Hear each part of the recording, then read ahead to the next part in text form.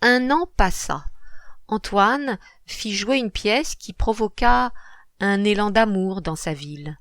Tous les soirs, les planches poudreuses de la scène furent comme un profond divan où il posséda le cœur blessé, le cœur traîné des nerveuses spectatrices. Ce triomphe lui fut sensible, il se crut heureux.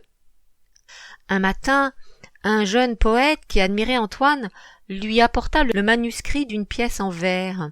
Ce poème était élégant comme Racine, passionné comme Michelet, orgueilleux comme Antoine Arnauld, et ce jeune homme avait 20 ans. Antoine le fit revenir et il le regarda. « C'est bon, pensa-t-il avec une affreuse douleur. Quand je serai vieux, on me remplacera. Je ne manquerai pas au monde. Voici des garçons de 20 ans qui ont autant d'ardeur que moi. » Il eut envie de mourir. Encore une année passa. Antoine songea au voyage, il partit, il cherchait de beaux silences, de graves enseignements. Il vit l'Espagne, dont la terre brûlante et jaune s'ajustait si bien à lui, qu'il en faisait son manteau, sa pâture, son amour et son cimetière. Il revit Venise, royale et triste ainsi qu'une âme, dans les nobles langueurs du jour. Mais la nuit, jardin violent, guitare rouge, casino de délire et de rêve. Hôtesse rémunérée, qui attire sur ses liquides places les jeunes hommes, les petites filles. Il détesta cette libre chambre de volupté, Venise. Il hait le métier qu'elle fait.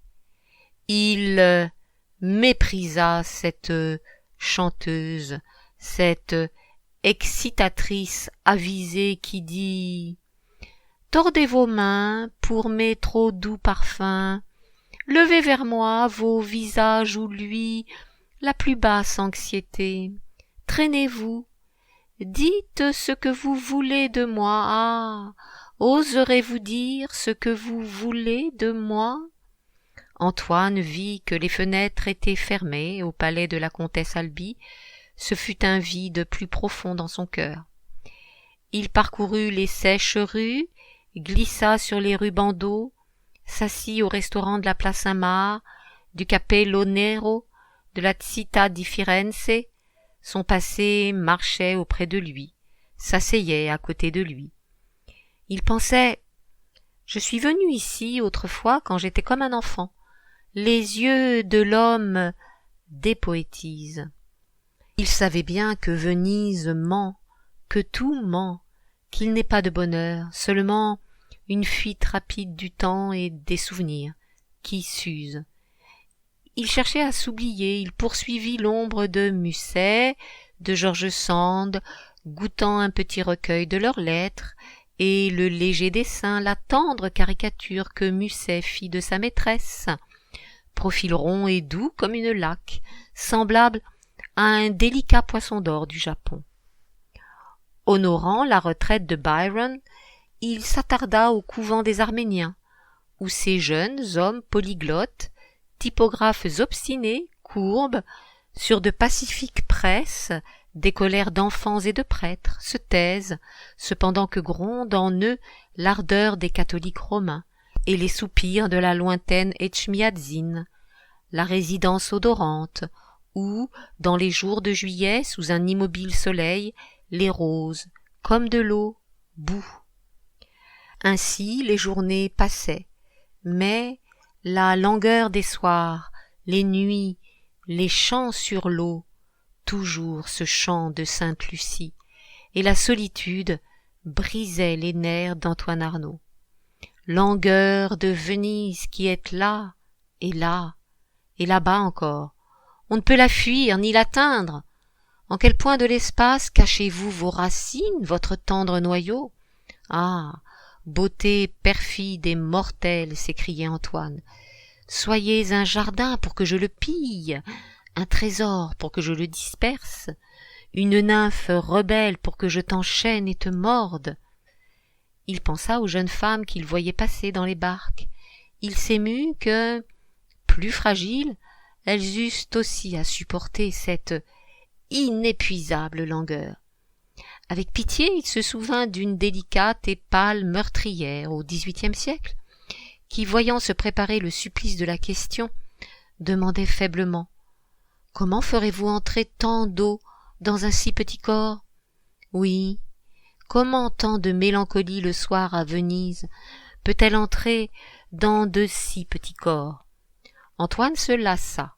Il quitta Venise en se souvenant qu'autrefois il l'avait aimée comme une femme qu'on aime, comme une chair insensée, qui dénoue ses cheveux pour tous les autres hommes, comme une poulpe divine, dont les bras liquides lui couvraient le cœur.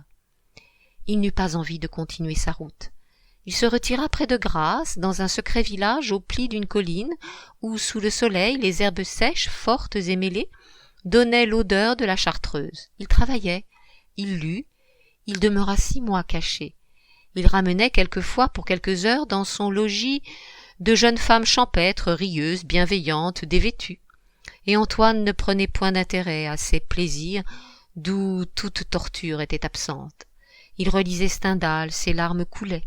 « Ah, pensait-il, Julien Sorel, la suprême jouissance, c'est vous qui l'avez goûtée, dans le mortel cachot, lorsque vos caresses froissèrent jusqu'à réveiller une plainte la douce épaule que votre balle avait brisée. » Attends, là, j'aimerais bien lire cette phrase, parce que là, elle était un peu lourdingue.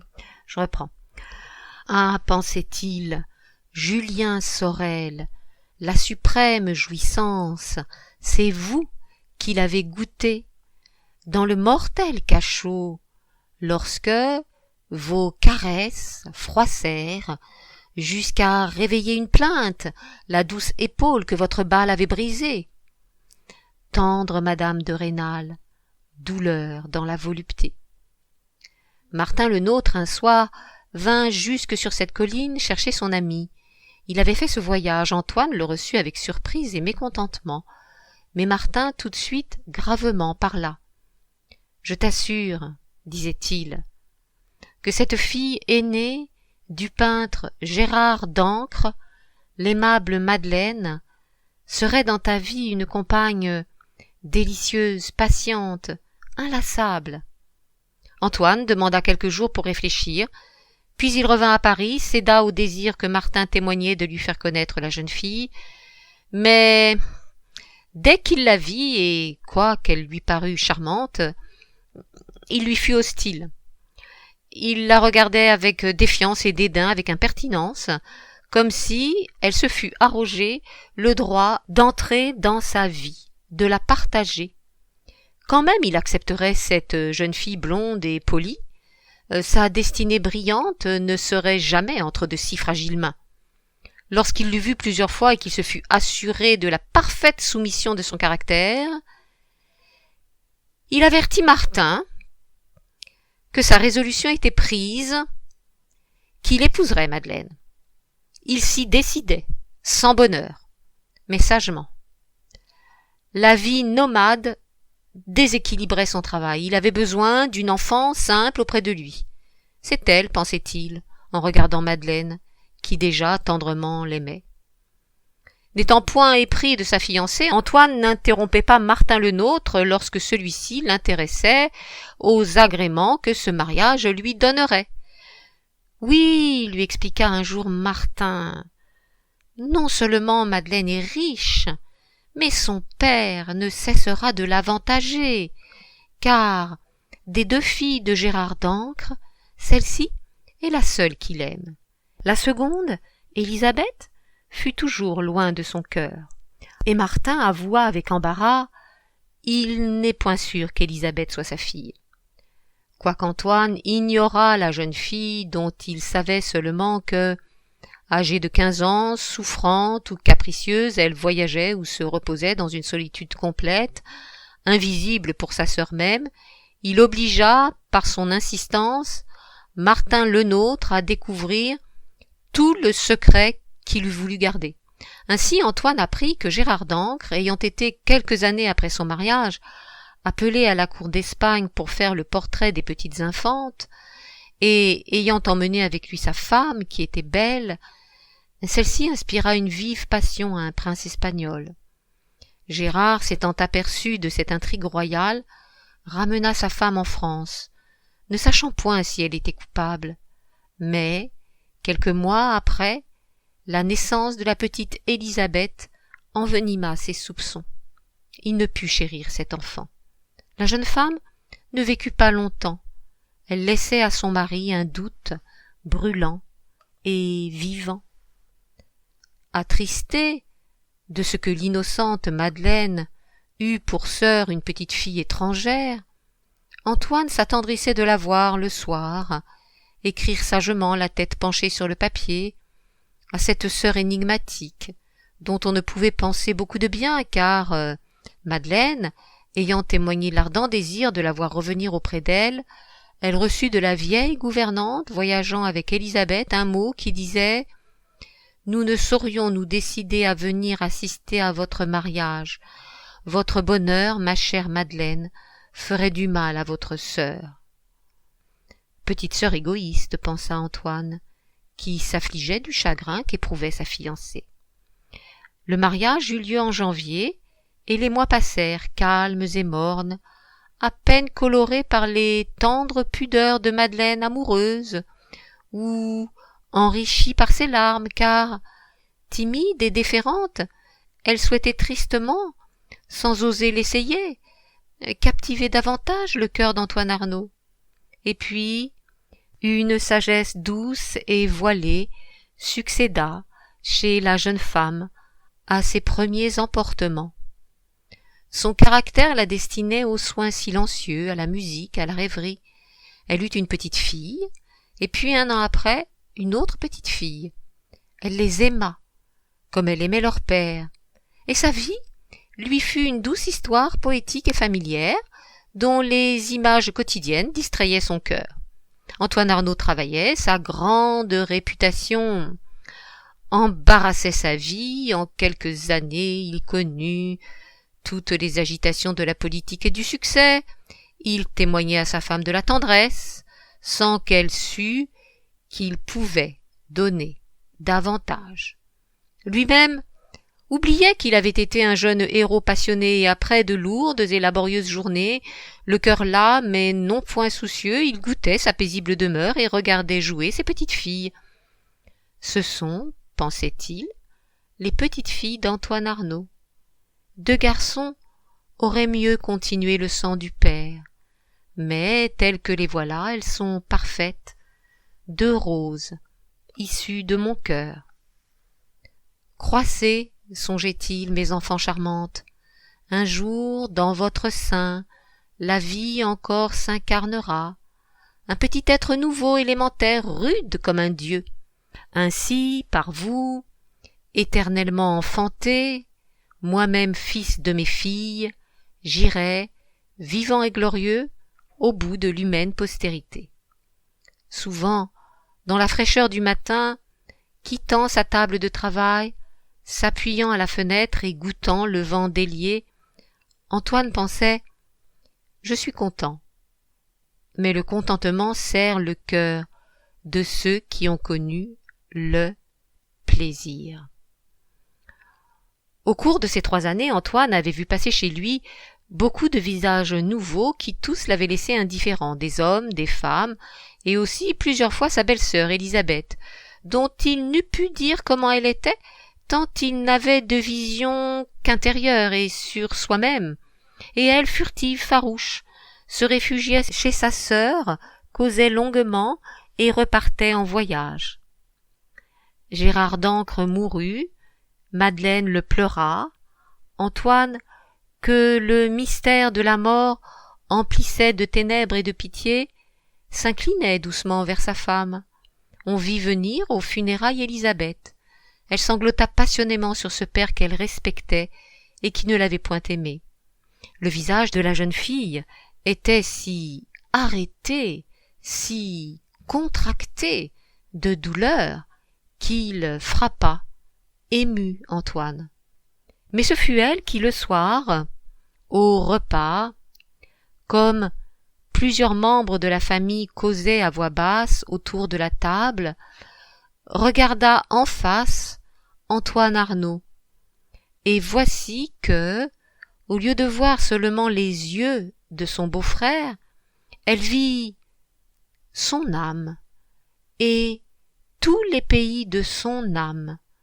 Et soudain, éblouie, ardente et audacieuse, elle regarda jusqu'au fond de l'être Antoine, avec cette allégresse, cette volonté d'une vie qui dit à une autre vie « Vous êtes mon plaisir ». Plaisir, doux et triste nom du bonheur.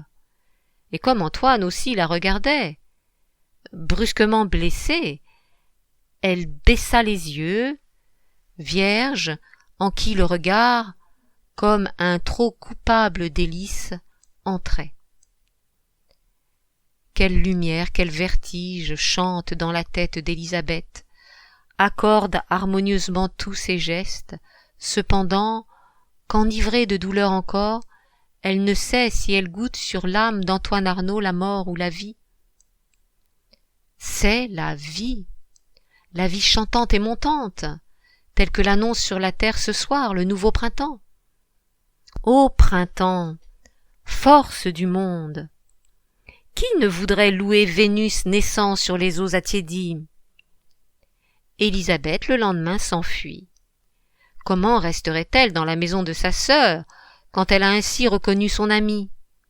Ils se sont parlé à peine, mais à leur frisson, à leur silence, à leur clair regard voilé, ils savent que les voici pareils, identiques, mêlés. Que leur importe la séparation? Des deux bords de leur destin, ils sont venus l'un vers l'autre. La surprise et la force de leur rencontre ont fait se pénétrer à jamais le chaste amant et la chaste amante. Elle sait qu'il est lui.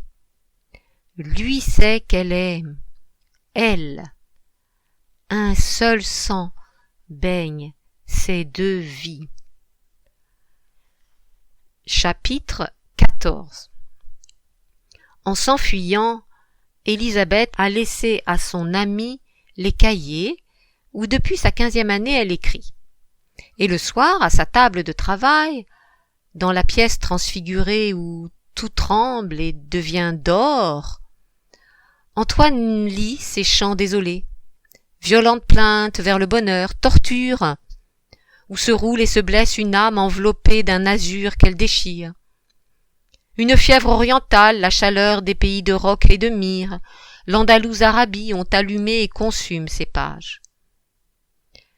Ma jeunesse, mon désir et ma vie n'ont point eu cet éclat, pense Antoine.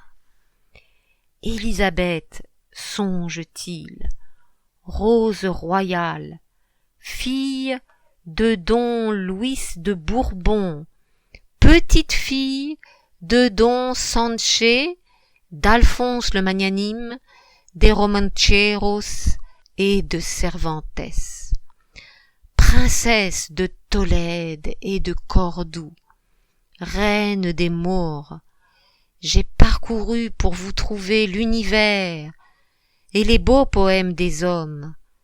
J'ai partout cherché une voix qui répondit à ma voix. Pendant plus de 30 années, car mon deuil date du jour où je suis venu dans le monde, votre absence me fut aussi sensible que l'est aujourd'hui votre présence. Vous vivez, que m'importent à présent les jardins de Cachemire, que je rêvais de voir à l'heure où les engourdit le parfum trop fort des épineux ananas, que me font les barques de Venise dont les couteaux d'argent me fendaient le cœur, que me fait Lara ou le corsaire, ou cette belle sultane Missouf, qui dans un conte de Voltaire quelque soir me parut si voluptueuse. Mon ami, que le Rhin coule en noyant l'anneau de Wagner, que sur le tombeau de René la tempête recouvre à jamais les gémissements d'Atala, que le balcon de Vérone s'abîme et disparaisse avec l'alouette et l'échelle de soie, que de mes deux mains J'étouffe le cou de Colombe d'Antigone, que m'importe si je puis avec vous dans un caveau secret vivre ou mourir. Et du fond de son âme, de loin dans le silence, Élisabeth répond à cette voix. Je chancelais, songe-t-elle, et depuis ma naissance ne savais où poser mes pieds incertains. Aujourd'hui encore, je vais en tremblant vers le bonheur. Si souvent il m'a déçu. Ah, Antoine, dites-le-moi, êtes-vous mon ami véritable? Mon rêve n'emprunte-t-il point votre visage? J'ai si peur. S'il faut recommencer d'espérer en vain, je ne puis. Voici le printemps, ma joie fait dans l'azur des guirlandes de roses. Je lève les yeux vers un ciel infini, étourdi et doux comme l'enfance, quand on avait 7 ans, si vous vous rappelez. Mon cœur n'est point tout à fait innocent, Antoine. J'ai goûté à beaucoup de choses. Ayant toujours été triste et songeuse, j'ai abandonné mes mains dans des mains qui tremblaient. J'ai connu, près de mes lèvres, des soupirs. J'ai recherché la vie et l'évanouissement, mais à peine touché par leurs rêves, je m'éloignais de ces hommes. Échappé à ce factice amour, je redevenais candide. Le matin, dans les clairs ouragans de septembre, chastement enivré des voix de la nature, je fus la sœur errante du naïf univers.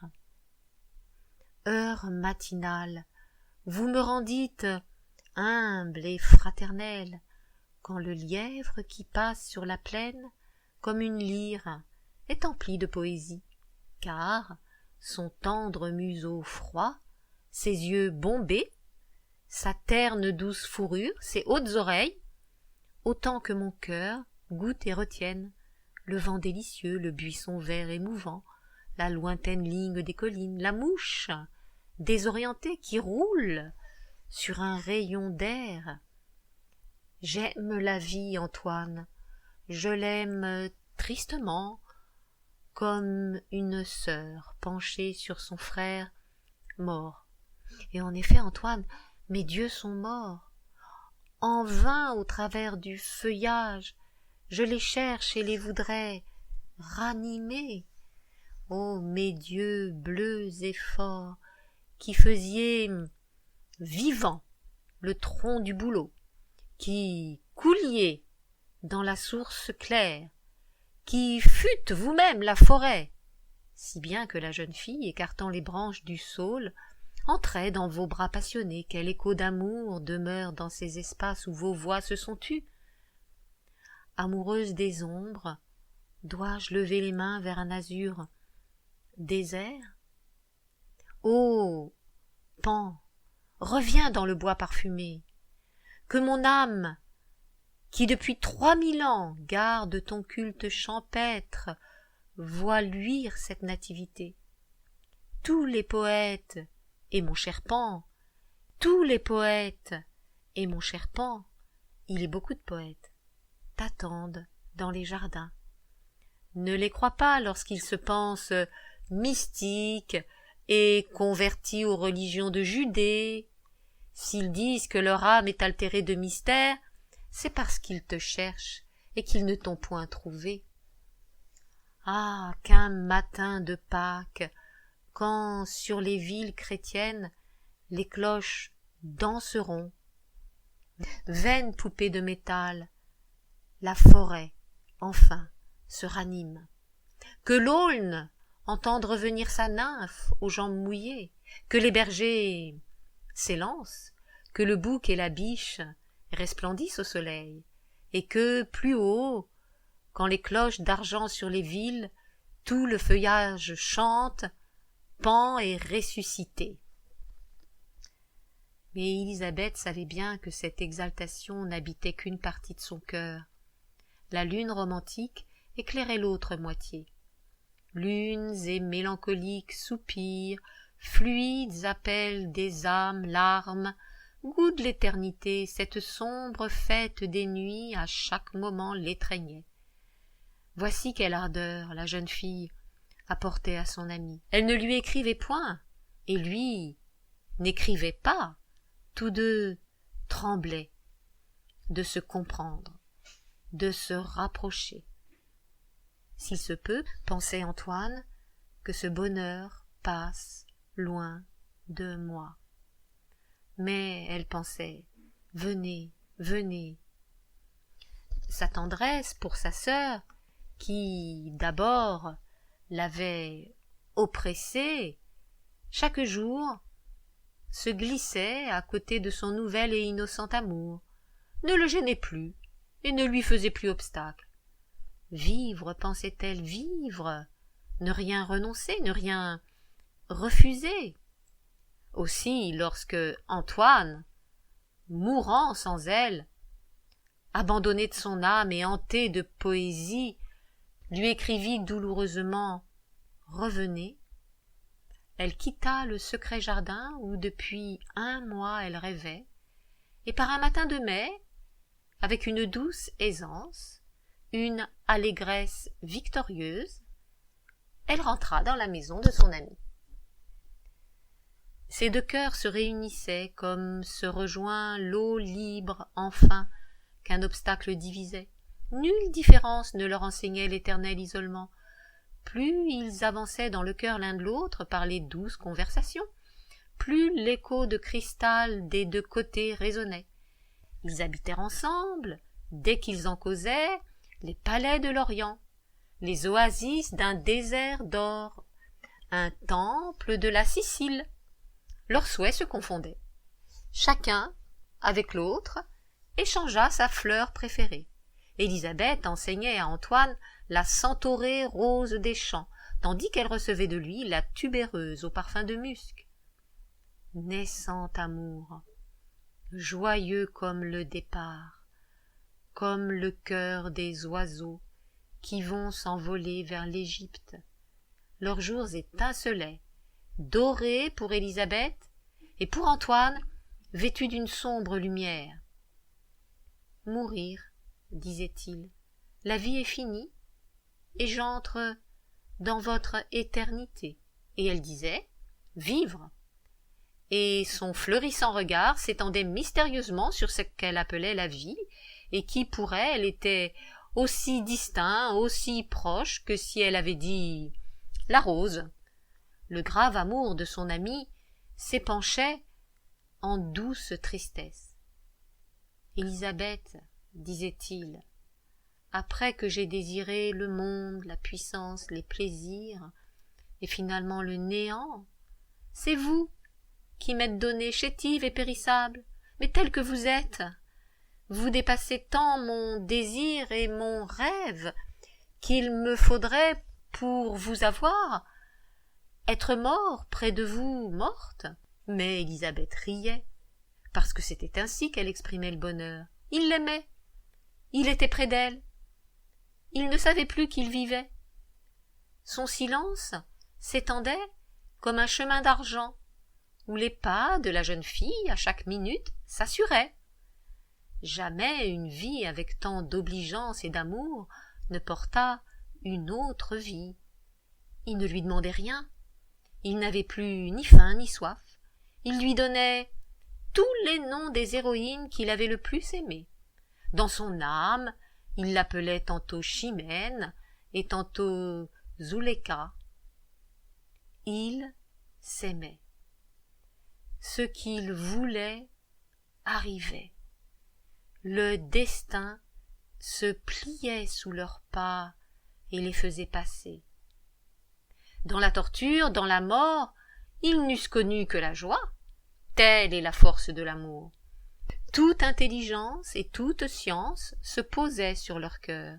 Ils savaient et n'oubliaient plus. Ils s'avançaient sur le beau tapis des jours, comme celui que la prophétie appelle le désiré des nations. Ils ne lui disaient pas « je vous aime », car ce qu'ils sentaient pour elle était au-delà des mots et de la forme des pensées. Mais elle lui disait souvent qu'elle l'aimait, parce qu'elle était très jeune, pas assez pleine encore pour le silence.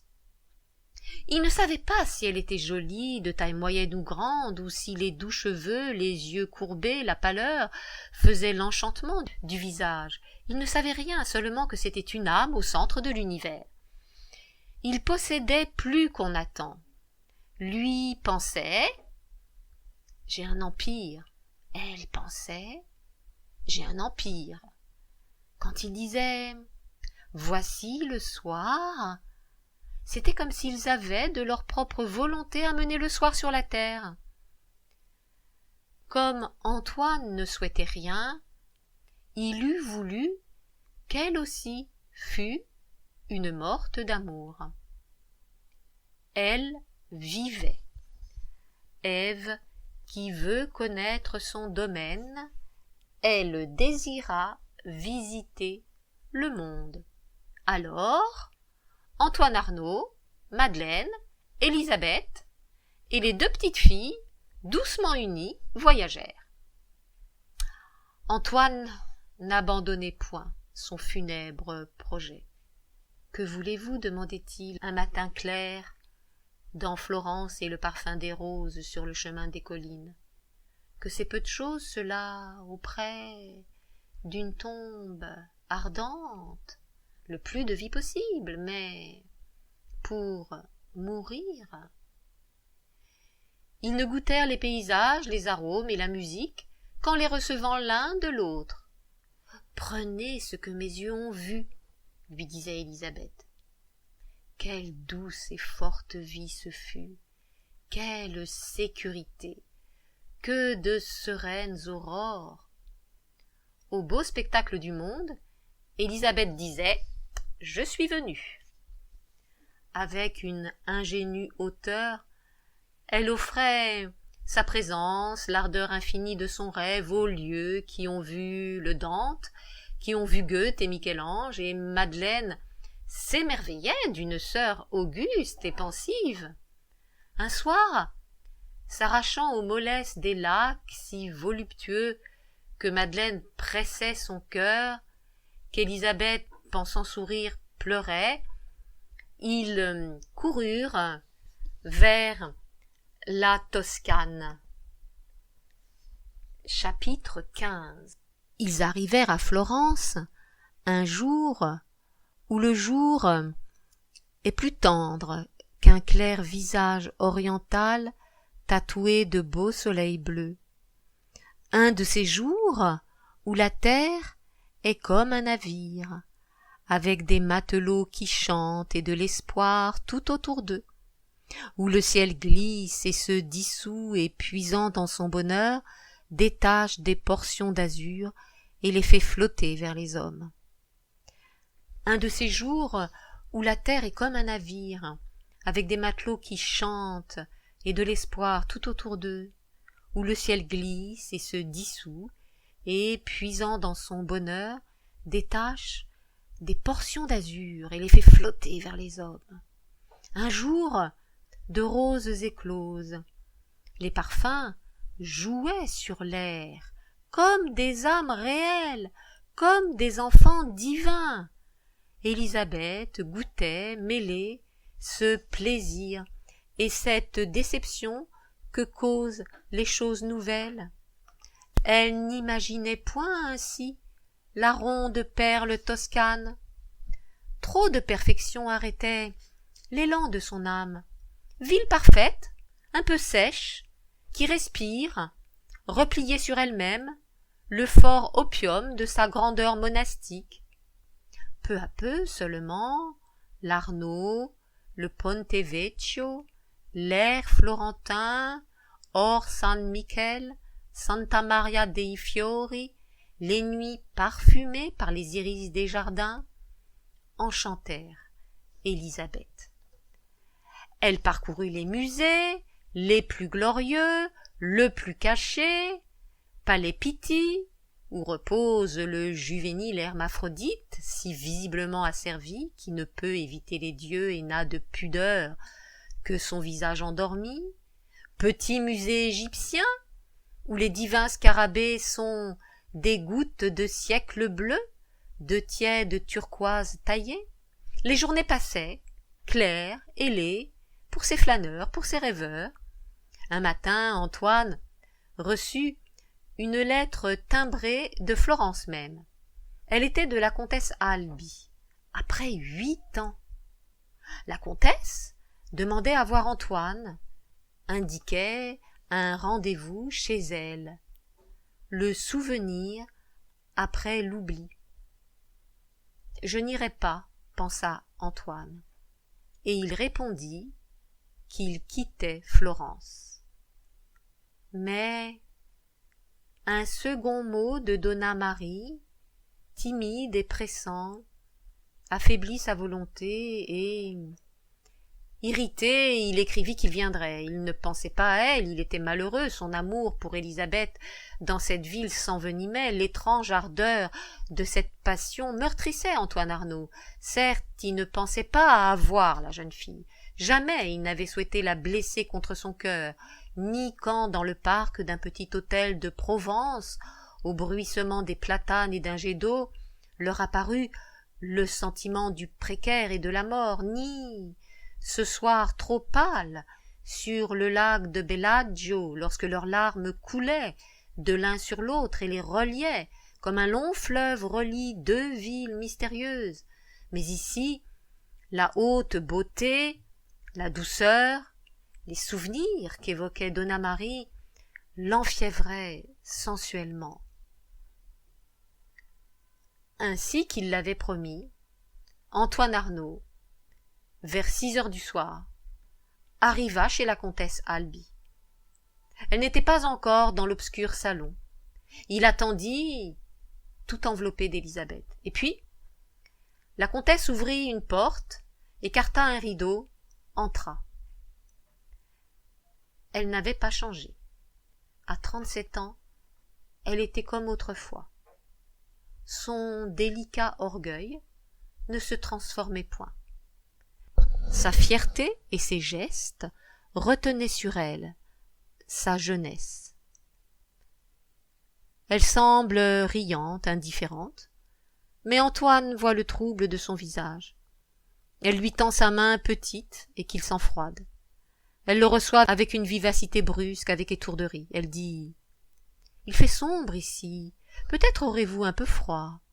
Comme ces jacinthes sentent fort.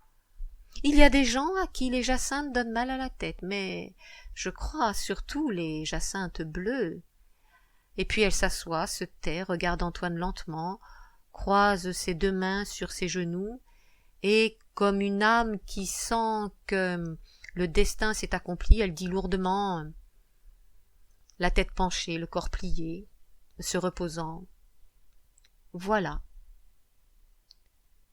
Vous allez bien? Vous semblez bien ?» essaye Antoine à voix basse. « Oh, je vais bien, dit-elle. » Non. Elle a senti l'indifférence, elle s'irrite et voudrait déjà se plaindre.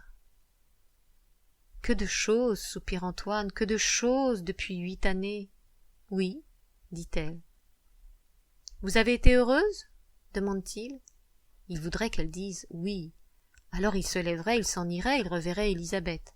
« Oh, dit-elle, on est toujours très malheureux. » Et puis elle se tut de nouveau, et dans l'ombre elle réfléchissait, écartait des pensées, se levait, préparait un peu de thé. Alors Antoine l'observa, mince, pâle, les traits menus, douce, dans sa robe noire, fragile et nonchalante, toujours mademoiselle haïssée. Son beau regard un peu myope s'approchait des objets avec la précision délicate et pesante de ces papillons qui, semble-t-il, ne reconnaissent leurs fleurs qu'en s'y posant. Elle avait changé pourtant. À tout son air, on voyait que maintenant elle savait beaucoup de choses. Antoine la regardait. Dans ce salon, déjà, les voiles du crépuscule lui dissimulaient ce visage. Elle bougeait avec ses gestes d'autrefois. Quand l'alcool de la bouilloire lança une flamme trop haute, elle eut peur, et pressa ses mains contre ses tempes, jeta un cri léger. Antoine songeait. 8 années. Combien de fois, errant au milieu des jeunes hommes, pendant les nuits de Venise, n'avait-elle pas appelé l'amour? Combien de fois, couchée dans les barques noires, pendant ces voluptueuses nuits, avait-elle pleuré tendrement, les 2 mains entassées sur son cœur, douce Vénus qui signale le lieu de son soupir? Combien avait-elle eu d'amis? Alors il se souvint qu'elle avait à son bonheur, à son plaisir, servi, que, sous sa robe gonflée, soyeuse, lâche et serrée, elle était un corps où il avait marqué sa joie. Il se souvint du temps où ils étaient courbés l'un sur l'autre, l'esprit collé contre l'esprit, assoupi de volupté par cette molle force lasse qui de 2 vies fait une seule langueur, nombreuse, jointe, parfumée, comme les molécules de la rose. Il se souvint qu'elle avait été lui-même, comme nos yeux sont dans nos visages, qu'il avait dévêtu cette reine sans qu'il y eût d'indélicatesse, qu'il l'avait tutoyée sans qu'il y eût d'offense, qu'il eût pu la frapper sans qu'il y eût de honte, suprême impunité de l'amour. La comtesse Alby se retourna dans l'ombre. Elle était en face d'Antoine. « Je voudrais mourir, dit-elle. » Cet accent émut Antoine. Il se rapprocha, et comme il se taisait, confiante, doucement, peu à peu, assise près de lui, elle raconta ce qu'avait été sa vie. Elle racontait scrupuleusement, enchaînant les événements, cherchant à ne point placer un fait avant un autre fait. Elle donnait là toute sa conscience, sa soumission retrouvée, et puis, levant les yeux sur lui, tandis qu'une lampe allumée, voilée de rouge, les éclairait bizarrement, « Je ne vous ai jamais oublié, » dit-elle. Ils furent gênés. Elle poursuivit. « On vit, les jours passent, on accepte ce qui est. C'est difficile la révolte, mais je ne vous oubliais pas. » Après des silences où chaque fois son courage se fortifiait, « Oui, dit-elle, je ne vous oubliais pas. Il n'y a qu'un jour, un péché, ce fut vous. Toutes les résistances, toute la peur et la surprise, elles sont brisées la première fois, c'était vous. On n'a pas d'autre amant. Les autres, c'est parce que vous nous avez quittés, parce qu'on ne peut plus vivre seul, ni marcher, ni rêver seul. Et chaque fois, on espère un peu de bonheur, on recommence, on est content.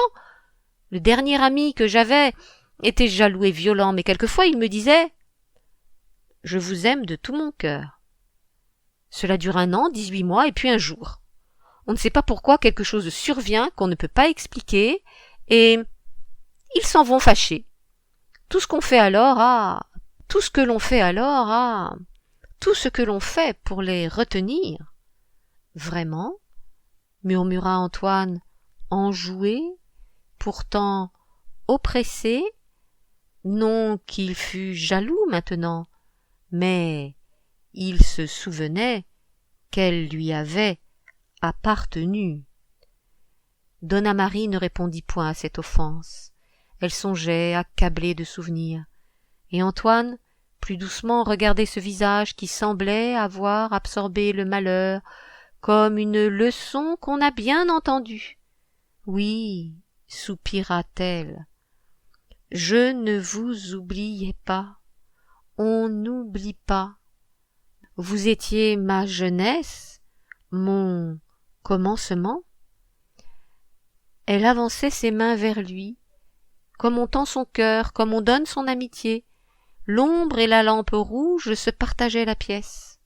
« C'est vous, disait-elle à voix basse, c'est vous qui m'avez fait connaître la douleur, le bonheur, le plaisir. » Sa voix n'avait pas de gêne, coulait, simple, chaude et brisée. « Oui, disait-elle, les autres, je leur apprenais à vous ressembler.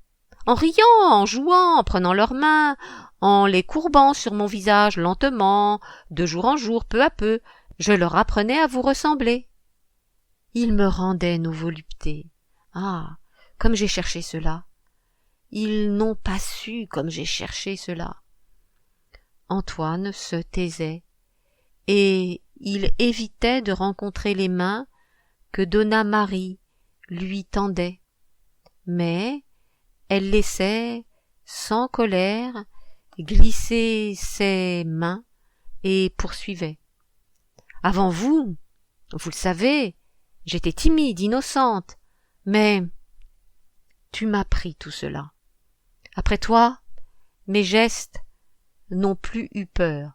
Les nuits d'Italie sont terribles, mon chéri, elles viennent sur nous et nous étouffent, et tout le cœur est comme un jardin de jasmin.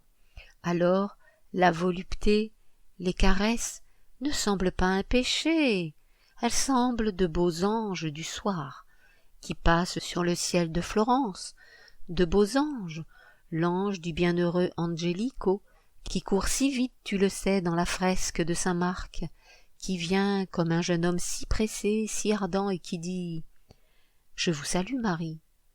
Antoine se taisait encore, Dona Marie s'arrêta, puis, d'une voix plus sèche, d'une voix plus nette, « Et vous ?» demanda-t-elle. Les premières paroles qu'il voulut prononcer demeurèrent incertaines dans la gorge d'Antoine. Ensuite il dit « Moi je suis marié maintenant, depuis 4 ans déjà. »« Oui, fit-elle résignée sans trop souffrir. Ce mariage, c'était la sagesse, la fin dans la vie d'Antoine, elle acceptait cela. Elle sentait qu'elle ne le reverrait plus. Alors elle reprit encore comme une enfant chantonne, parle sans penser, se berce et s'endort. « Mourir. Je voudrais mourir. Le temps est passé pour moi. Le temps est passé. » Dans sa robe noire, elle semblait une veuve, qui ne peut jamais être tout à fait une veuve, à cause des cheveux blonds, du plaisir des cheveux blonds. Et elle était si faible, et si douce, si tendre, éclairée par l'ardente lumière rouge, si désarmée, qu'Antoine se rapprochait d'elle, l'écoutait, la plaignait, la touchait. Mourir, suppliait-elle encore, mourir, mourir. Et voici qu'elle s'allonge, qu'elle se glisse sur Antoine, que son regard est sournois, et comme une âme qui rampe vers sa proie, qu'elle-même est tout entière une chaude panthère, couchée, soulevée d'une voix que la hardiesse et la défaillance entrecoupent. « Le plaisir, dit-elle, le plaisir, mon chéri, donne beaucoup de courage pour mourir. » Antoine veut s'éloigner, la repousser, partir, mais elle le garde.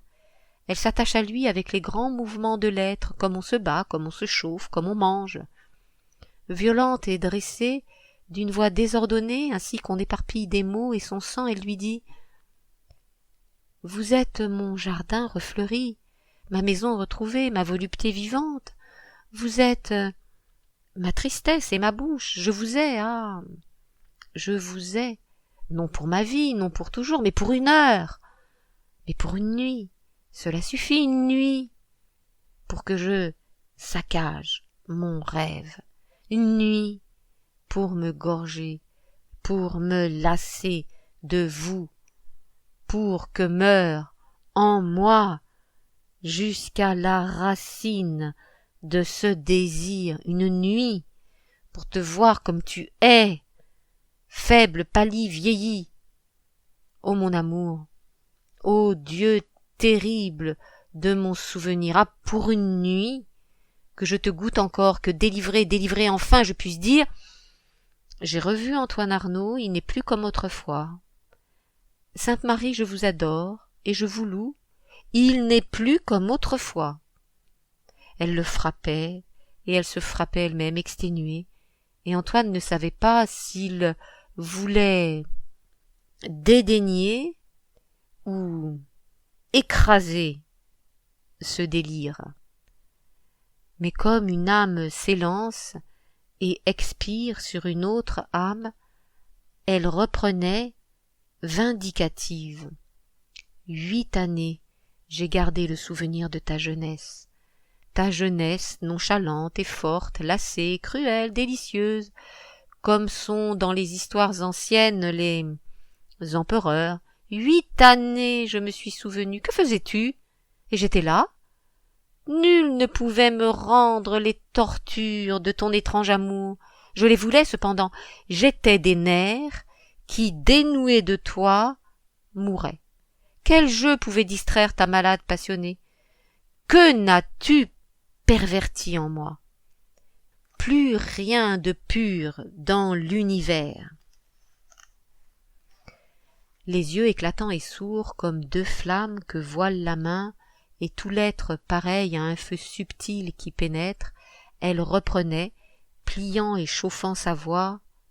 Tu te rappelles les nuits sur la place Saint-Marc, les nuits de juillet et d'août, de telles chaudes nuits, quand nous étions tous ensemble auprès de la musique, que l'on servait des granites, et que tu pâlissais de volupté, parce que ma soif et ma faim, le sorbet rouge, le biscuit, le fruit que je portais à mes lèvres, tu les eusses voulus. Jusque dans mon cœur, manger. Tu te rappelles? Ah, n'est-ce pas, ce bal au palais Contarini, lorsque, comme le roi passait et que je souriais, tu me froissas le poignet, pour que je me souvinsse de toi. Tu aimais, mon chéri, que je fusse un objet de douleur, et tu aimais aussi tes propres larmes. Ah, que de douleur sur moi! Maintenant, que de douleur, que de meurtrissures, que d'injures, tant de mensonges, tant de perfidie, tant de lâcheté, tant de choses portées, tant de choses supportées, tout cela sur moi, qui fut ta reine craintive, la perle et la colombe, dont tu étais jaloux. Et, renversée par un trop fort sanglot, « Oh mon amour !» s'écria-t-elle, « cette offense !» Chapitre 16. Quelle force eut Antoine de fuir, d'écarter ce tragique fantôme, d'abandonner ce râle qui, sans doute, lui parti, s'achevait humblement, comme s'achève la douleur des femmes. Douleur d'amour et d'orgueil, toute leur douleur humaine, douleur des femmes sur des coussins bouleversés, entre les bras des suivantes, dans l'odeur des sels, de l'éther, de la stupeur et de la sueur, dans la pauvre maladie. Lui dehors, il s'éloignait, il s'en allait, il courait vers Élisabeth. Celle-là, qu'elle resta pure, innocente, jusqu'au moment de sa mort, de sa bienheureuse mort. Il trouva Élisabeth qui lisait seule dans le petit salon. Madeleine, s'étant, après le dîner, retirée chez elle, endormie. Dans l'obscurité du soir, au travers des fenêtres, on entendait les roulements, le tintement de Florence, sonore la nuit, comme un cristal toujours frappé. « Que lisez-vous, Élisabeth » s'exclama Antoine Arnauld, car aucune de ses paroles, aucun de ses sentiments ce soir ne pouvait avoir de paix. Et la jeune fille se troublait, car, ô surprise, elle lisait en effet une page de volupté qui venait de briser son corps. Dans un brûlant roman italien, une page de volupté, où triomphe la mort par l'inextinguible désir. Et comme tous les deux, sans qu'ils l'eussent su, séparément, étaient prêts au même délire, au même terrible vouloir épouvanté, Ils furent debout l'un près de l'autre, se fuyant, s'évitant, pourtant immobiles, mêlés comme les mots dans l'ode, comme le son dans l'accord. « Allez-vous-en, ma bien-aimée, s'écriait Antoine ébloui, que je ne vous touche pas, et que nul ne vous toucha. Demeurez inemployée, beauté vierge que je ne puis épuiser, amour du milieu de ma vie, ô bonheur, venu trop tard, éloignez-vous de moi. Sagesse de Jupiter, Jupiter, que Goethe à chaque aurore adorait, retenez-moi de ma folie, que je ne touche pas à cet enfant. La douleur de Faust, la douleur de Faust, elle est au centre de toutes les vies. Celui qui, 1000 fois a enlacé le corps d'Hélène, il crie « Encore, encore, toujours, encore ma jeunesse, encore ma force, encore la beauté. » C'est pourquoi je refuse, Élisabeth. Allez-vous-en, fuyez-moi, ma sœur, que j'attire sur mon cœur. Craignez-moi, perle, dont la dense lumière m'écrase. Ce que je veux, hélas, moi qui veux te servir, c'est enchaîner, c'est attrister ton doux empire. La vie plus forte que l'amour, ma vie plus forte que l'amour. Ce que je veux, c'est te dire, tu es tout, mais je suis le maître de tout. Fuis donc, ne connais du désir que ces songes voluptueux qui, la nuit, dans leur lit étroit, font frissonner les vierges jusqu'aux épaules. Tu es jeune, tu es trop jeune. Si je te dévoile le chemin secret, d'autres courront sur ce divin chemin. Je les vois. Ils sont une foule. Ô bien-aimé, soupirait-il, le visage contracté jusqu'à mourir, que ce soit moi qui conduise tes futurs amants, tes heureux, tes jeunes amants. Il y a sur la terre des adolescents qui seront beaux, qui, du fond de leur destin, viennent vers toi. La beauté, Élisabeth, la beauté. Ils seront beaux, et tu trembleras sur eux, tu t'attacheras sur eux comme une plante avec des racines pour goûter, pour boire, pour respirer la beauté. Choisis plutôt de mourir, suppliait-il. Sois une morte, inviolée, une fleur, lisse, où nul plaisir n'a rampé. Il faut avoir honte du plaisir.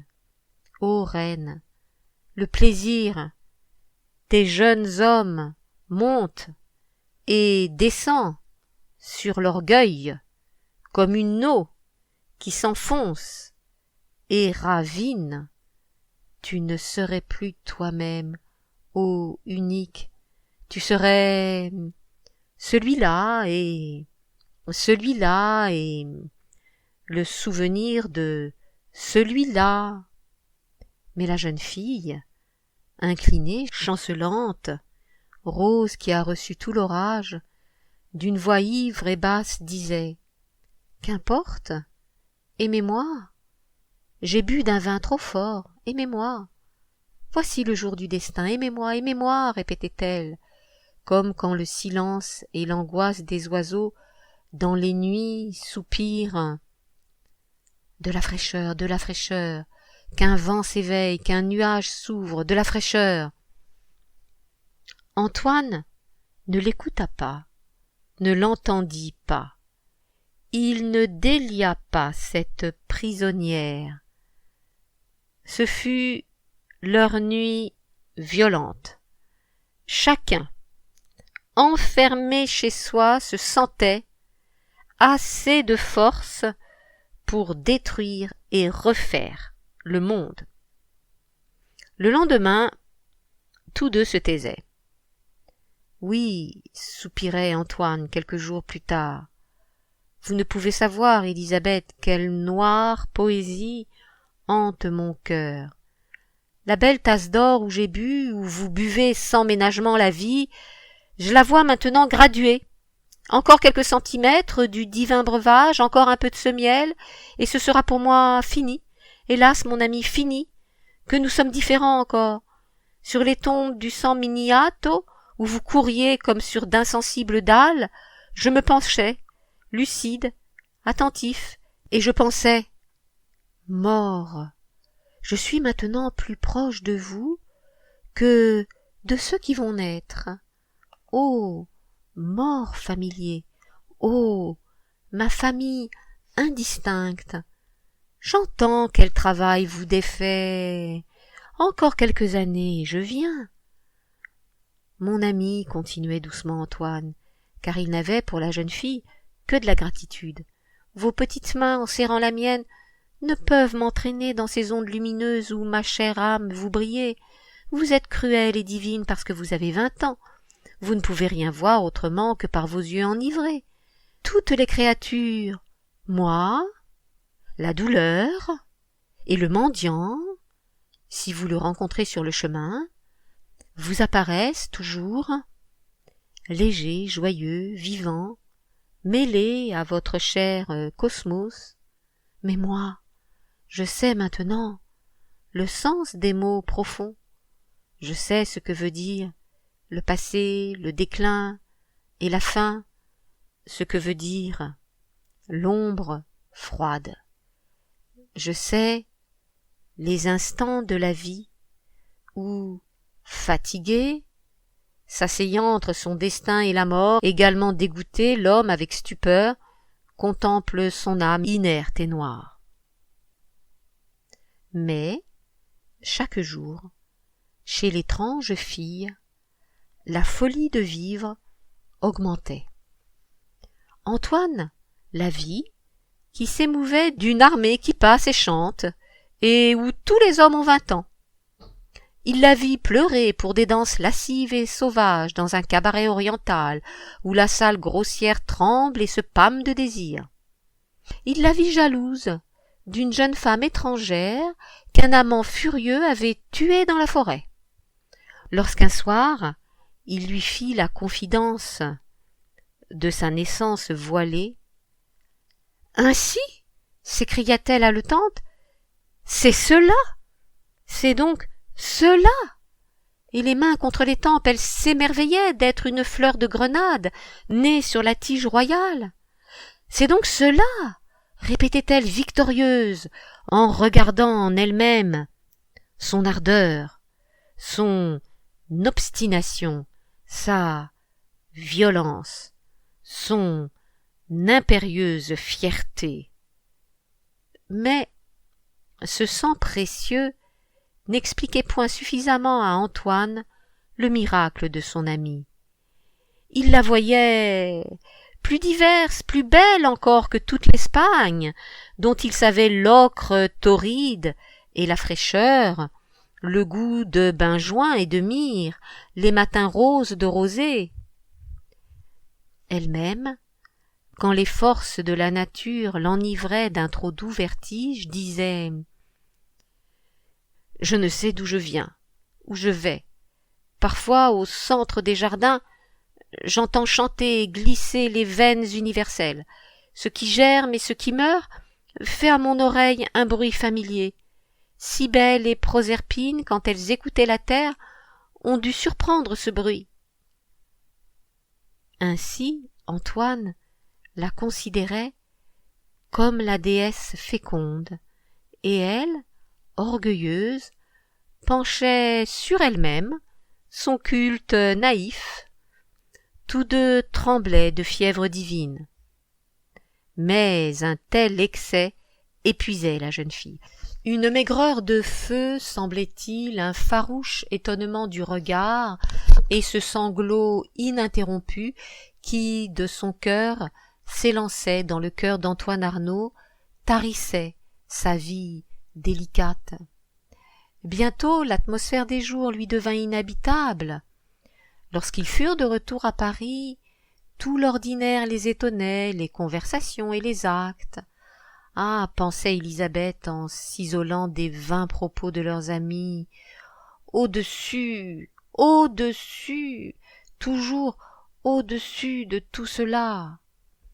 Antoine Arnauld ne savait ce qu'elle voulait, elle brûlait et pâlissait. Allait-elle défaillir? Que souhaitait-elle encore? mais lui-même, instinctivement, du fond de son amour, souhaitait cela, qu'elle mourût. La passion a de ses douceurs, qu'elle mourût. Cette petite fille qui était là pour que l'univers eût sa nécessité, pour que les plus hautes montagnes songent. Que faisions-nous? Mais, un instant, nous nous sommes mirés dans son cœur. Martin le nôtre, attentif, exigea pour elle du repos. Alors ils quittèrent Paris, ils s'établirent, Antoine, Madeleine, Élisabeth, les petites filles, dans une maison silencieuse, pressée de roses, sur les beaux coteaux de la Seine. Tout de suite, dans cette solitude, et ainsi qu'Antoine le désirait, l'âme de son ami se replia, vint s'appuyer contre lui. Ce fut une vie champêtre.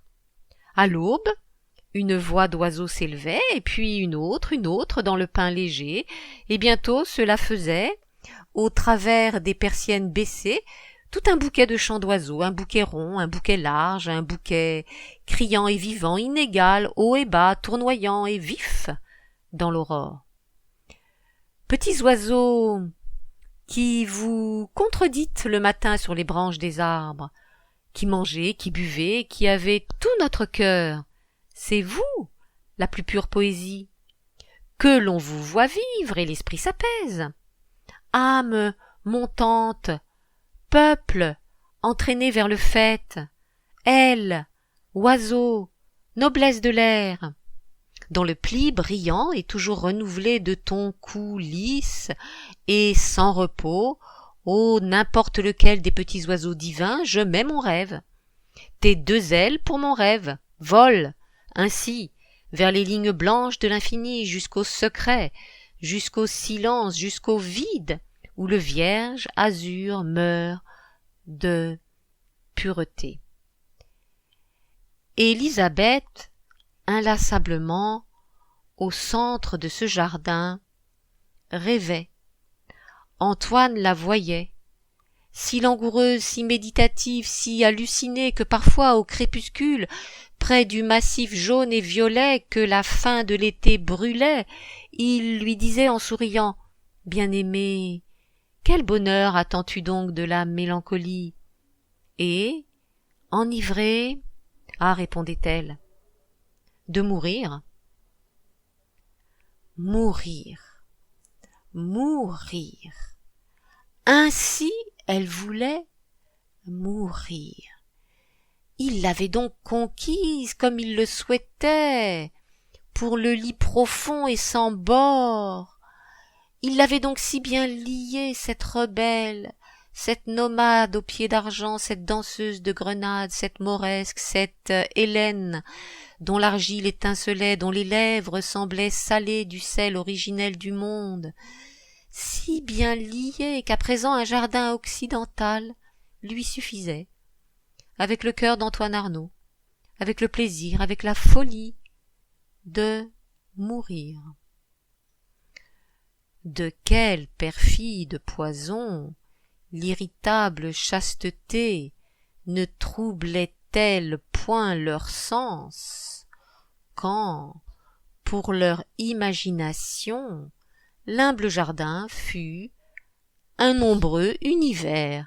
Selon les heures du jour, ils le virent molle, embrasé, le pin svelte et délié fut les coteaux de Gênes, le lent jet d'eau leur fut l'Espagne, et quand au loin sur la Seine un noir remorqueur sifflait, ils se rappelaient en soupirant les paquebots du lac de Caume, dont le sourd et rauque appel, pendant les lisses journées, déplaçait et emmêlait le doux azur étagé. Grisé par la chaleur du soir, sous le mystère des arbres, chaque son les pénétrait. Ah, disait Élisabeth, ces ténèbres opaques, odorantes, ces torpeurs, ces scintillements, ces cris, et mon cœur noir, et ton cœur noir, n'est-ce pas, mon bien-aimé, le délire des nuits cingalaises? L'hiver passa, enveloppé de cette flamme, le printemps revint, il naissait sur toute la terre, petit, léger, vert et droit. On entendait dans les bois un cri d'oiseau incessant, cri de printemps aigre clair. Il semblait qu'il eût, cet oiseau, dans son gosier irrité, une petite feuille nouvelle du délicieux térébinthe. Il jetait son cri sans arrêt, comme pour encourager dans le sol les faibles fleurs enfermées. Ce cri dit à la jacinthe, à la jonquille, à la tulipe.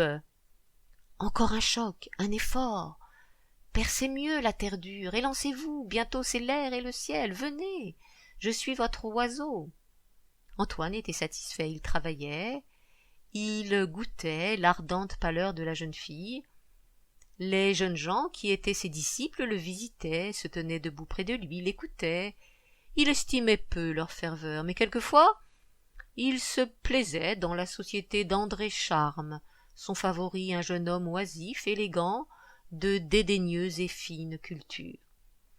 Élisabeth fuyait ces étrangers, et elle s'effraya le soir où Antoine Arnauld, voyant s'obscurcir un nuage de mai, retint André à dîner.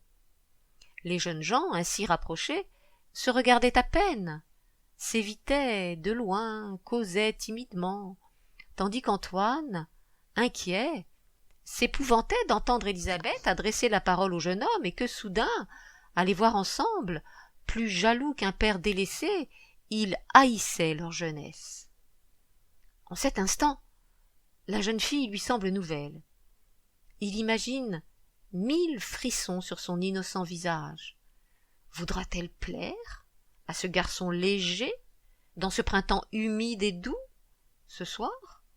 Ou percevra-t-elle avec un peu de reconnaissance seulement le trouble de l'adolescent, trouble visible sur ce beau visage, dans ces mains claires et fraîches, dans cette respiration pressée, et la musicale voix, lorsqu'il demanda à la jeune fille « Vous connaissez l'Italie ?» et que tous deux, alors, en parlèrent avec tant de regards et de lumière, qu'Antoine Arnauld sentait s'abolir tous les plaisirs qu'il avait eus, lui aussi, au bord des rives chantantes. La soirée fut courte. De bonne heure, André se retira. Sur l'invitation de Madeleine, Élisabeth accompagna au travers du jardin le jeune homme, et Antoine des yeux la suivait. Son cœur se broyait en lui. Ah, pensait-il, comme mon amie est vivante, je ne puis pas arrêter sa douce vie. Orage des nuits de mai, senteur des verts orangés, soir du monde, banjo et sitar, douceur de toutes les contrées, vous me prendrez mon amie, elle a devant elle la vie. Hélas, serai-je longtemps son bonheur? Je ne puis plus lui donner ce que les femmes préfèrent. Le commencement. Je puis lui donner le temps, l'infinie croissance d'un inépuisable amour. Je ne puis plus lui donner ce qu'elle préfère, la surprise, l'attente, le commencement, terres inconnues que l'on découvre, belles Amériques du désir. Par la fenêtre, Antoine voyait Élisabeth qui, solitaire, ayant reconduit le jeune homme, faisait lentement le tour de la molle pelouse. Elle s'arrêtait, haletait et reprenait sa démarche moelleuse, les mains tendues vers le fin égouttement du feuillage. Lorsqu'elle revint dans le salon, d'un geste pieux et lourd, de toute la douceur de son rêve et de sa douleur, Antoine Arnauld l'attira. Elle respirait rapidement, chargée des arômes de la nuit. Lui la pressait contre son cœur. Comme elle bougeait, laissant glisser l'écharpe nouée autour de son visage, il osa la regarder. Il la vit, toute pâmée. Un de ses yeux était clair, l'autre foncé. Son nez se crispait, s'ouvrait ainsi qu'un étrange sourire, et sa bouche semblait molle, desserrée comme une rose sensuelle où l'amour a passé sa main. « Hélas, qu'as-tu » sanglota-t-il. Et elle, montrant derrière elle la nuit, les arbres, le silence blanc, l'immense gonflement du monde. Ah, s'écria-t-elle haletante, nymphe qui a vu son Dieu, c'est l'été, l'été, l'été. D'un geste de haine ardente, Antoine l'écarte, la repousse. Chancelante, elle vient s'appuyer contre le mur, et comme innocente, les bras tendus vers son amie, implorante, effrayée, elle le regarde. « Je ne te retiens pas de force, lui dit-il. » Quoique Élisabeth ne parlât jamais d'André Charme et qu'elle ne fût pas intéressée de la visite qu'il leur fit une fois et puis une autre fois, Antoine se torturait par le souvenir du jeune homme. Si puéril que sa crainte à lui-même sembla, il ne pouvait ôter de son cœur l'angoisse qu'il avait eue. Il ne s'était jamais représenté les traits de son ami en profil sur un autre visage, et maintenant l'image était si vive et si perfide, et s'exagérait si âprement qu'Antoine songeait. C'est l'évidence, André Charme, ou un autre, qu'importe. Voici son compagnon. C'est à ce printemps que va son âme. Et, à la pensée que la vie d'Élisabeth n'était point close, qu'il y avait pour elle un long avenir, Antoine sentait son cœur se resserrer de dégoût et de douleur. Que pouvait-il contre ce qui dort d'impur dans le sang et dans le rêve des femmes, contre leur futur désir, si lasses qu'elles semblent, chaque fois qu'elles aiment, elles renaissent. Le long de la vie, elles aiment. Elle aimera, songe Antoine Arnauld, avec ses grâces douces, cet orgueil, ses élans, ses soumissions, ses révoltes, que j'ai surpris dans ses yeux. Elle aimera ainsi, jusqu'au jour où c'est elle qui sera l'aînée, où c'est elle qui tiendra les mains de l'autre, elle qui sera courageuse et grave, elle qui rêvera et qui donnera. Debout près du jeune homme alangui, le couvrant de sa belle ombre amoureuse, elle dira « Tu es la vie, ô mon amour, tu es la jeunesse et l'azur, le parfum des vertes amandes. » Mais voici qu'un feu l'exalte, que l'antique puissance d'Éros l'étreint, le vint, le convainc. Hélas, ne le sait-il pas, lui-même? Qu'honore-t-il? Qu'a-t-il jamais honoré qui ne soit le désir? Désir, vertige profond, vacillement des regards, divin strabisme de l'âme, ne lui a-t-il pas dédié tous ses livres? N'honorait-il pas la seule puissance du monde, le désir, quand, dans le génie, ne reconnaissant que la fièvre, il s'écriait « Hugo, Shakespeare, inépuisables et magnifiques, Vélasquez, héros du désir, et vous, Richard Wagner, qui avez composé votre suprême Tristan au milieu de telles ardeurs, d'un tel triomphe physique, qu'au thème de la mort d'Iseux, nulle femme ne peut s'y tromper, et par vous reçoit son amant dans son cœur. » Alors, la jeunesse d'André l'attendrissait. Il eût voulu dire « Vous commencez la vie. Vous ne savez point encore comme elle est belle, ô mon ami. J'ai achevé ma course et je meurs. Voici le flambeau. » Il se rappelait avec douceur la timidité du jeune homme, le cours délicieux et contracté du sang, l'intensité naïve, l'éternel charme de Daphnis. Et puis aussi il riait de son inquiétude, de son ton paternel, car lui-même n'avait que 39 ans, c'est la jeunesse encore, la force, le plaisir, mais c'est déjà le temps compté, les beaux jours, les belles nuits limitées, et l'attente affreuse de l'heure où il faudra que l'on pense « je n'ai plus toute ma royauté ». Au moment de minuit, quand la tiède maison dormait, et que selon son habitude Antoine s'accoudait à la fenêtre, et dans la libre nuit contemplait la lune qui voyage, déjà il ne disait plus à l'univers assoupi, comme il faisait à 20 ans, « Levez-vous, aurore désirée !» L'aurore, les lendemains, il n'y pouvait songer. Il pleurait, sa vanité le faisait souffrir, comme des os rompus qui, dans la mollesse de la chair, pénètrent. Lassé de la gloire, lassé de l'orgueil, il méditait sur l'amour. Les mains jointes, soumis comme devant un dieu, il songeait que, moins encore que le soleil et la mort, l'amour ne peut se regarder fixement. Il est la splendeur éternelle, on ne peut l'exprimer, c'est le miracle qui bouge. Des humbles minutes du jour, il fait d'éclatantes fusées, il est soudain furtif, immense, parfait, secret et théâtral. Ainsi songeait Antoine Arnauld.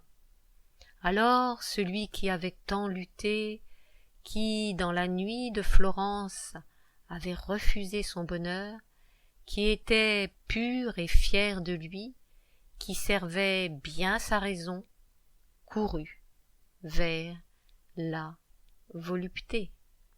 Secrètement, furtivement, pendant les journées d'été, quand l'azur est pareil à un diamant bleu aveuglé de scintillements, quand au travers des persiennes baissées, mobiles comme un lourd éventail de bois, les douces ondes du soleil entrent dans les chambres, se suspendent, se balancent, chauffent, ainsi que des espaliers les frivoles, naïves tentures. Dans ces chambres parées de divine tristesse, Antoine Arnauld pressait, étreignait son amie. Elle appuyait contre lui son front charmant, pliait sa tête sous les caresses de ses mains. Le silence régnait, une à une, glissant des cheveux de la jeune fille les épingles d'écailles claires sur le luisant parquet faisaient un bruit sec, un bond, une courte lueur. Je vais essayer de lire mieux cette phrase, je l'ai pas trop bien lue, je reprends. Une à une, glissant des cheveux de la jeune fille, les épingles d'écailles claires, sur le luisant parquet, faisaient un bruit sec, un bond, une courte lueur. Dans sa douleur, dans sa stupeur, sa fatigue profonde, Élisabeth percevait que le violent désir des hommes est le mystère et la vie, et la raison de la vie.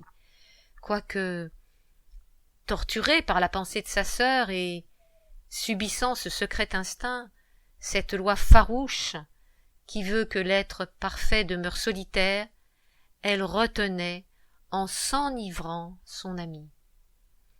Aux instants du crépuscule, le jour qui descend glissait sur les meubles bas, sur le parquet, ses ailes abattues, sa blanche palpitation. L'étonnante immobilité de l'heure rêvait comme une cloche silencieuse.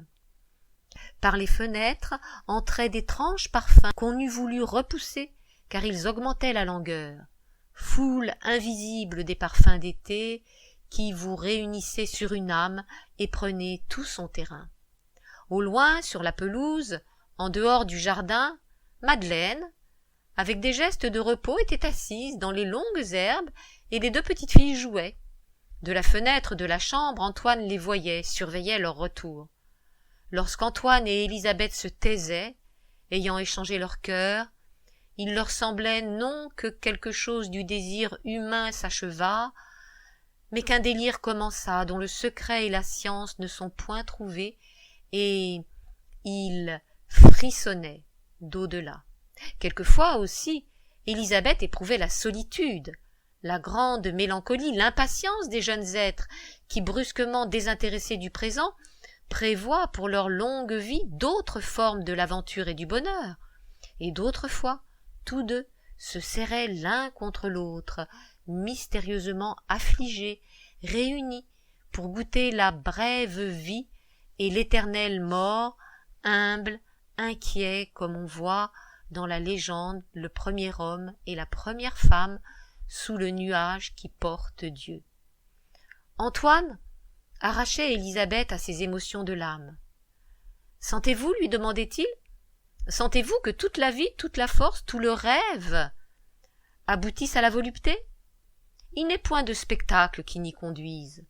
Rumeurs, émotions des foules, hâte, départ, nuit noire avec des feux rouges, panique, tapage et cris dans les gares, ports étincelants où tous les bateaux se balancent et rêvent à de lointaines Guinées. Vous recomposez le plaisir. » Penché avidement sur son ami, « N'est-ce pas? Tu sens, lui disait-il doucement, tu sens, au seul mot de volupté, ton âme fondre aux plus douces places de ton rêve comme un ruisseau qui court vers le printemps. » Et la jeune fille, défaillante, ne répondait que par ses yeux fermés. Oh, désir, surchargé de désir! Goûtait-elle bien, de tout son esprit renversé, ce qu'il y a d'équivoque, de discorde, de strident, ce qu'il y a de double et de triple, de pareil à la tierce, de pareil à l'arpège, dans le désir. Mais alors Antoine la repoussait. « Ah, disait-il, ne demeure point ainsi, que je ne vois plus ta fièvre, ta langueur, ton divin visage. Ce n'est pas moi que tu aimes, ce n'est pas moi seulement. » Et comme offensée dans sa passion, dans sa complaisance même, elle sanglotait sur le ton du plus lourd reproche. « Oh, mon amour, mon amour !» « Ah !» interrompait Antoine, « tais-toi. Un homme passe, il te regarde, il t'appelle. De ses mains, il surprend tes douces jambes, c'est cela l'amour. » Les doigts appuyés sur son cœur, elle allait s'évanouir. Mais lui la regardait encore avec colère, et du fond de son âme il pensait « C'est votre faute. Voyez où je suis, je vous demande de me comprendre, de considérer ma douleur, de goûter un peu à ce fiel. » Puis il se jetait sur ce tremblant visage, couvrait les yeux, les cheveux, de tant d'aveux, de secrets, de chuchotements, de tant d'ardeur et de fureur qu'ensuite la jeune fille lui semblait impure. Et le soir, il eût souhaité crier à ces petites filles venues jouer auprès d'elle, « Ne la touchez pas. » Chapitre 17. Une fois que, dans un fauteuil, Élisabeth s'était endormie, brûlante et fatiguée, elle apparut à Antoine si faible, si menacée, que, le cœur haletant, le lendemain, de bonne heure, il courut chercher Martin le nôtre. Mais lorsque Martin fut là et qu'Antoine vit Élisabeth du fond de son tiède lit tendre une main qui se hâte, il haït son ami et son amie. Il ne pouvait supporter la présence de Martin dans cette chambre de malade, douce comme une estampe du XVIIIe siècle, quand le lit, le broc de tisane, le bougeoir et la pâleur sur l'oreiller sont plus voluptueux qu'un bosquet de roses. Ah, comme la faiblesse d'Élisabeth le rendait jaloux, faiblesse pathétique, toute proche du sanglot, et vers qui se tendent les bras, le secours, le doux sadisme des hommes, faiblesse qui ressemble à l'amour, qui se courbe vers de romanesques lits. Les jeunes femmes mourantes et fatiguées n'appellent-elles pas vers elles des dernières forces de leur vie tous les plus jeunes héros? Et ce regard d'Élisabeth faible et qui bouge et qui n'a plus de résistance, n'est-il point ouvert pour toutes les volontés, pour tous les désirs des hommes? Martin même, quand il la regarde, l'émeut-il? Elle semble hypnotisée. Elle ne s'en va pas, elle reste. Elle se penche, elle semble plier et pleurer. Profond instinct des malades, voix puissante de la génération. Tout le jour, Antoine l'observe. Elle brûle d'enthousiasme, elle a cette bouche pathétique, passionnée, langoureuse, qui semble modelée par la musique. Une lueur profonde vient de son regard, et quand elle écoute, quand elle répond, c'est avec toute son âme. Antoine la trouve belle et se défie d'elle. Quelle sécurité peuvent inspirer encore celles qui savent leur puissance?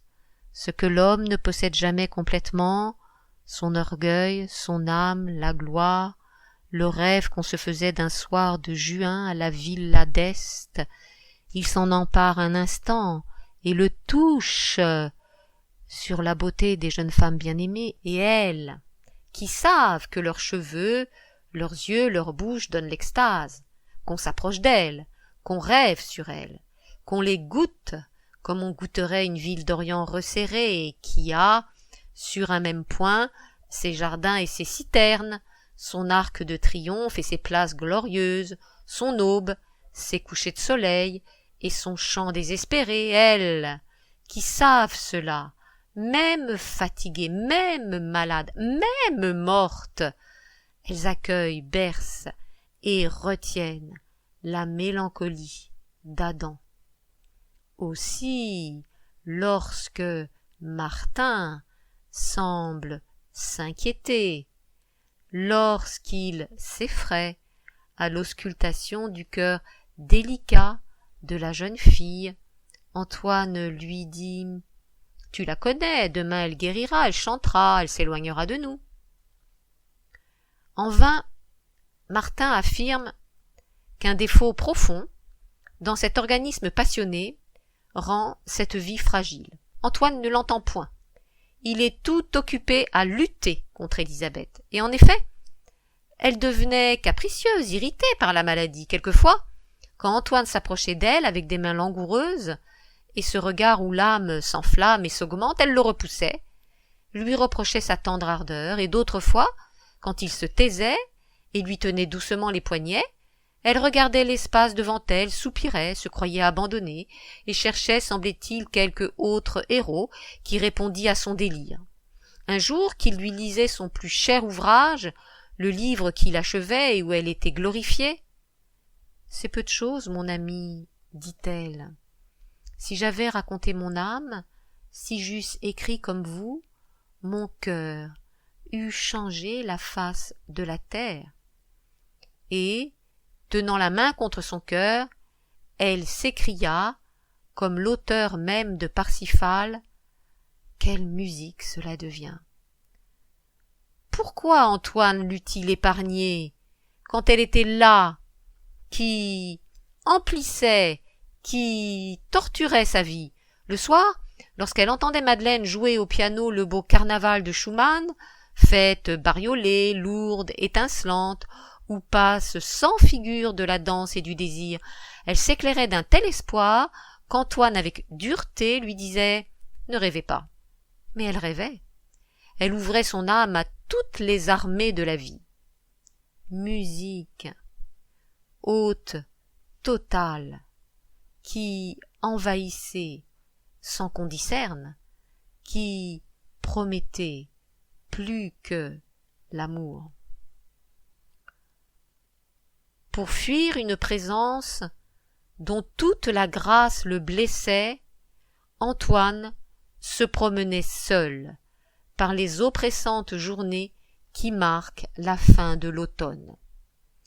Un après-midi de novembre, errant ainsi sous la pluie, visitant les provinciales cités de la Seine, il entra dans un petit cimetière dont la douleur l'attirait.